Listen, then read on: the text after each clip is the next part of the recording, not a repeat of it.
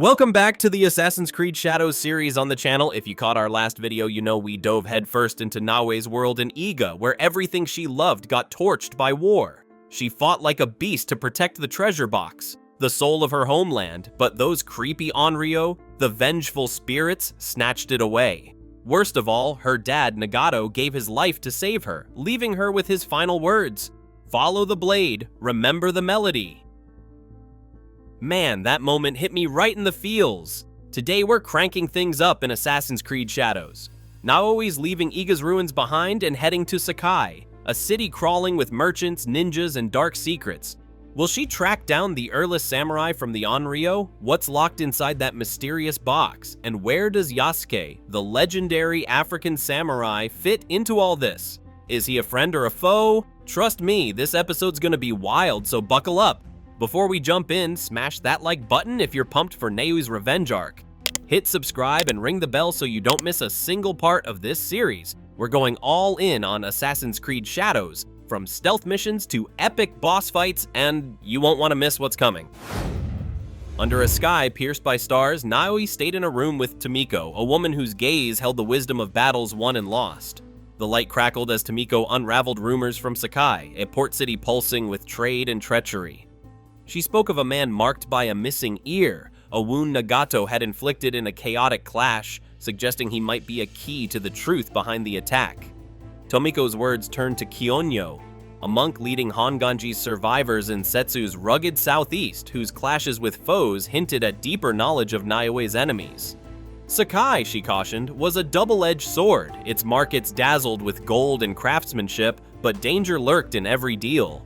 Among its artisans, Naoe should seek Heiji, a blacksmith whose hammers sang with unmatched skill, bound to Tomiko by an old debt.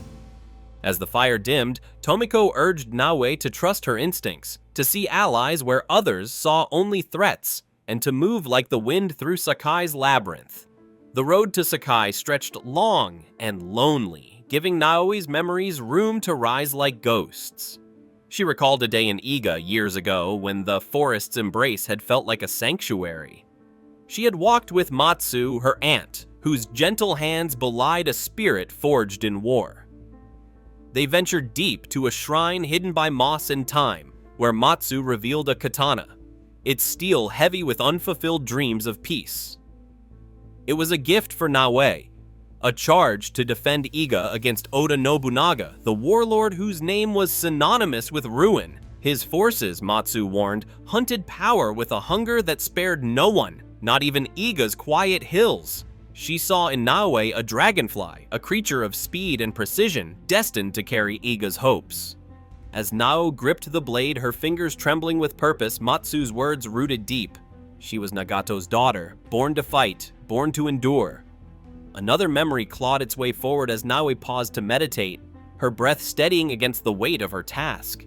She was back in Iga, a younger self thrust into her first true battle. Oda's army had come, their banners a storm on the horizon, their steel glinting with malice. Ordered to remain hidden, Naoe crouched among roots and shadows, her heart a drumbeat of fear and defiance. The signal to strike came like lightning, and she surged into the fray, her katana an extension of her will. Her first kill, a warrior twice her size, fell with a guttural cry, his blood warm on her skin. The sight of it stopped her cold, her stomach churning as she stared at her stained hands. Had she chosen this, or had it chosen her? The chaos of battle offered no answers, only more foes, more strikes until her father found her. His presence a tether to reality. His pride was a balm, his acknowledgement that she had honored Iga a spark to keep going, yet his warning lingered, heavy as iron. This was but one battle in a war that would test her soul. The present pulled Naoe back, her mission sharper than ever. Along her journey, she crossed paths with Monta, a man whose eyes mirrored her own grief. The ashes of Iga still clung to him. Their home was gone, its laughter replaced by silence, but Naoe saw a spark of resilience in him. She offered a place in her hidden refuge, a sanctuary where they could rebuild not just walls but bonds. Monta's agreement was quiet but firm, a promise to guard their haven and seek out whispers of their enemies' movements. In that moment, Naoe felt the stirrings of a community, fragile but fierce, a bulwark against the tide of loss. Sakai spread out before Naoe, bustling like a vivid picture. Naoe was looking for Heiji, a burly blacksmith, but what she found wasn't what she expected. He stood there, in trouble with someone. He didn't fight back, his heart weighed down by the loss of his parents. Master Smiths, killed by Oda's men. She spoke of Tomiko's trust, of a chance to start over, not just forging blades, but finding purpose. Heiji looked at her, his eyes full of doubt, but tinged with hope. He followed her back to Tomiko. In Sakai's underbelly, where secrets were currency, Naoe's hunt for the gunman who had scarred her took a perilous turn. Hidden in an alley's gloom, she overheard two merchants, their voices thick with greed, plotting over forged documents. Contracts bearing Oda Nobunaga's seal, crafted to pierce the arquebus trade through the powerful Imai clan.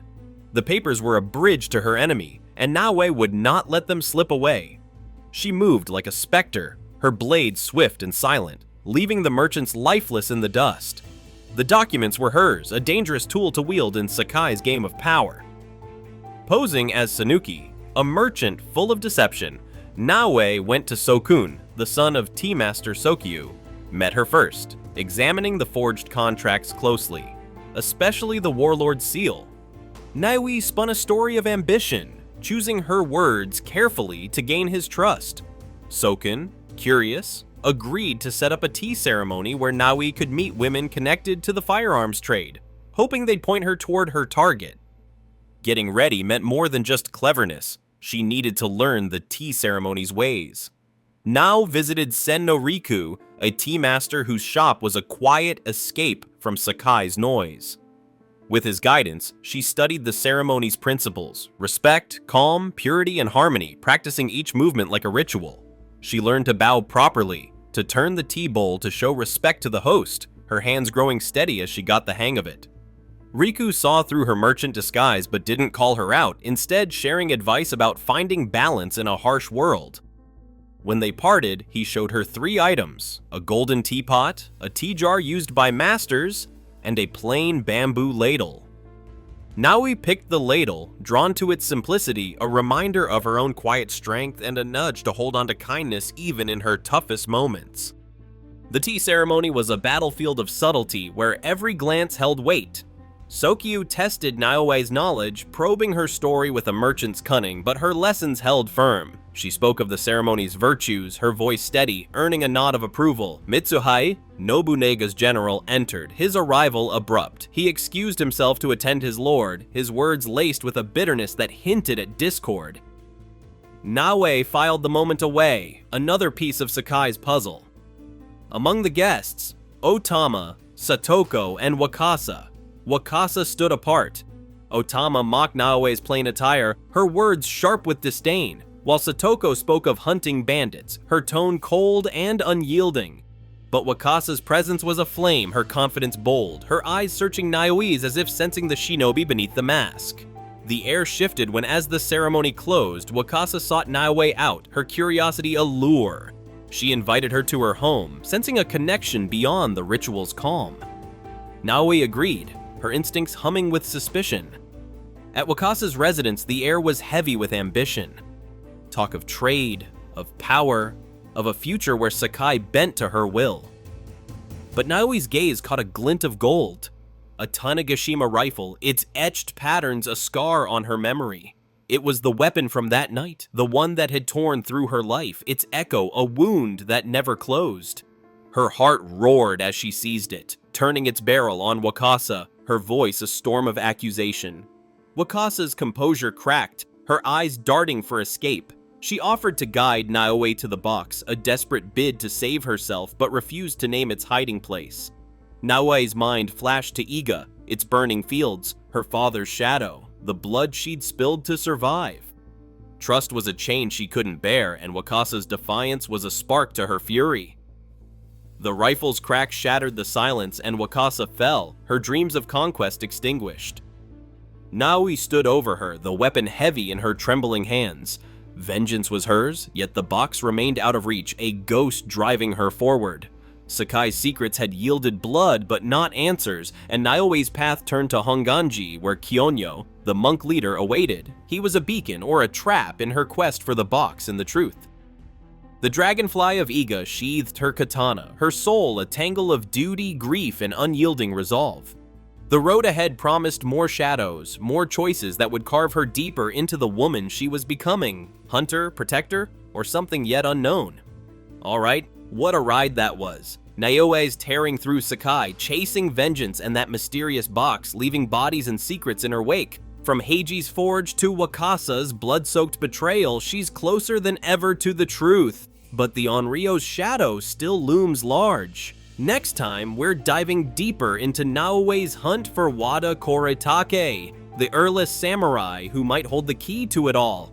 Is he the mastermind behind Iga's fall? You won't want to miss the stealth, the showdowns, and the shocks coming up in Assassin's Creed Shadows. If you're hyped for Naoe's next move, smash that like button and hit subscribe. Ring the bell so you're locked in for every episode. Let's keep this journey rolling together. See you in the shadows!